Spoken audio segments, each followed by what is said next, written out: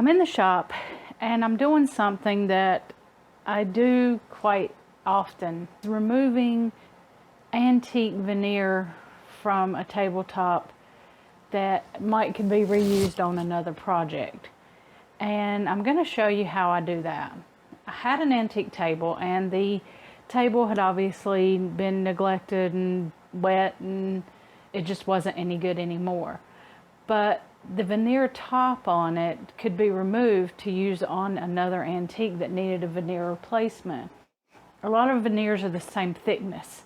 You can pull out your old veneers and look at them, see if they've got the same lines, the same patterns, the same type of wood, and possibly use that veneer elsewhere. You can see that that's the actual veneer, and that would have been a piece of the wood top. And so what we really need to do is remove this veneer from this top. So I've put water in the sink, and really hot water. These veneers are put on with hide glue, and hide glue needs to be heated to between 130 and 140 to actually glue. So you want to get your water as hot as you can stand it, and then just put your veneer in there. You could use a bathtub, you could use a tote, just whatever you can get a large amount of water in, and whatever piece of veneer you're working with. The bigger pieces that you can keep and save, the better off you are. And now after you get it wet, it's going to start lifting on its own, really. So just take it and just pull it off. You could also do this with a spray bottle and an iron, but you can see that it just pulls off.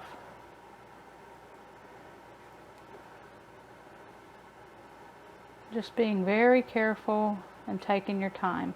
And I'll just keep working this for a while until I get it all off. And then I'll lay it flat and put something on top of it, like a piece of wood, to get it to dry flat, because this is going to be really thin and really brittle and can break just so easily once this is removed. So be sure that once you get it off, you've got some place to store it. And a lot of this furniture that we have to paint because it's missing veneer, sometimes you could piece that veneer back in and keep that piece original. I know a lot of us want to save as much original finish as we can on an antique. Sometimes that's just not possible depending on the damage. To put veneer on, you just use a hide glue, and I'll do a video on that in just a few weeks. So all we've done is just reactivated that glue. As you can see, this was 2 veneers put together to make that tabletop. There you go. There you have it. It's all off. And we'll lay it flat. And then when you go to use it again, you're just going to wet it down again and put it on. I'll probably try and get some of this hide glue off just by getting it wet and giving it a bit of a scrub before I lay it to dry. That way there's nothing that's going to interfere with adherence whenever I go to use this piece again. There you go.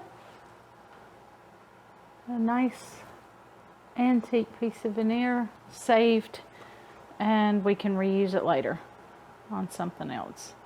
If this helped you, please like and subscribe, and we'll be back for more tips later. Bye bye.